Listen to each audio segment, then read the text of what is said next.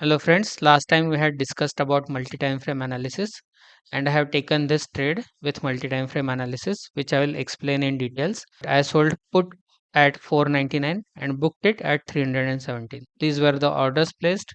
Sell order was executed at 11:16 and then the target was placed at 320 which I cancelled. I booked some quantity at 348 around 11:46 and then remaining quantity was booked at 12:23 when this bullish change appeared. I'll explain these trades with multi-time frame analysis. At close of yesterday, this was the chart when Bank Nifty had closed here. There was a selling area and on 75-minute time frame, the trend was down. On 15-minute time frame, the trend was down. This is 75-minute time frame. The trend is down here and selling area is around 50,830. So as long as this is not broken, sellers are still in control on 75 minutes and this is previous buying area. From here prices are likely to go up. They went up once already. We were waiting for either this to break and continue downwards or reverse from here. At the start of this day, this was the situation and then there was a gap up open. So as soon as there was a gap up open, candle closed above selling area. That selling area disappeared and new buying areas have appeared. This is bullish change. From here prices are likely to come down again to give buy entry. So my area of interest to buy was around this 49,830 and this was my area at which I was looking to buy. For that my stop loss would have been around 49,650 and minimum target around 50,630. This is a target area where change started. Another target can be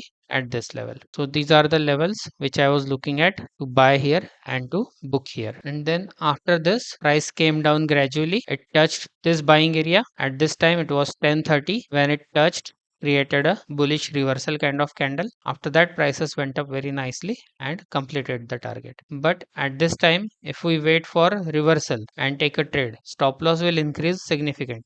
Therefore if I want to buy, I have to buy immediately when price touches here or I have to take a call on lower time frame and wait for continuation on lower time frame. On the chart of 3 minute, this was bullish and bullish sideways. It is not downwards. This was bullish sideways. I decided to go to 1 minute time frame. On 1 minute time frame prices came down significantly and then there was still bullish or bullish sideways. Once it turned up here around 1044, then prices came down again and it created second bullish change again at this level. I can see here on 1 minute time frame trend was up, 3 minute it was up bullish sideways and on 5 minute it was up, 15-minute was also up. With this screener it was easy for me to identify that all the time frames are showing up for the day and this was the time at which I decided to sell the put. I had 50,300 put in my watch list. At this time when I was looking to sell, this was the scenario where there was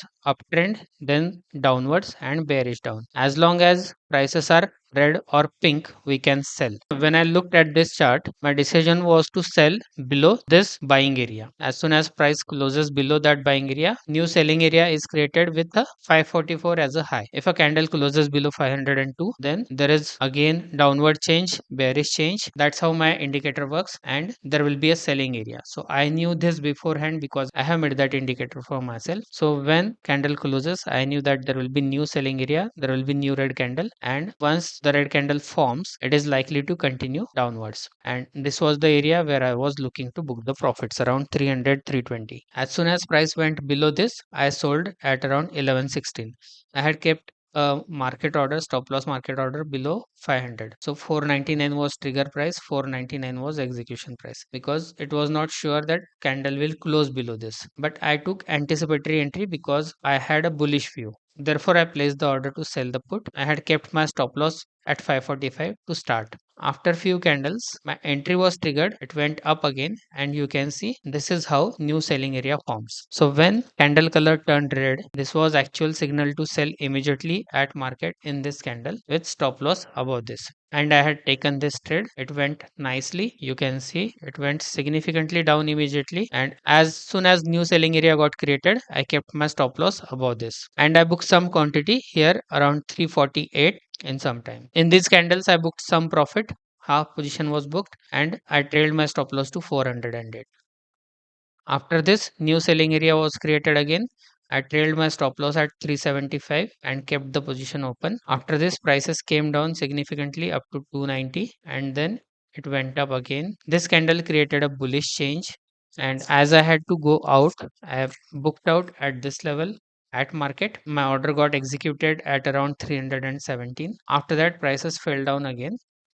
I was happy to book this profit. If we speak in terms of risk to reward, we can check this. I almost got 1 is to 4 times reward. Risk 10,000 rupees, my profit was 46,000 with trailing stop loss and exit at this level. So this is how the trade worked out. After this, it came down again, and this green candle would have been my actual exit if I follow all the rules. At that time, my risk to reward was 1 is to 5. Now, what happened in Bank Nifty? We'll see on 15 minutes.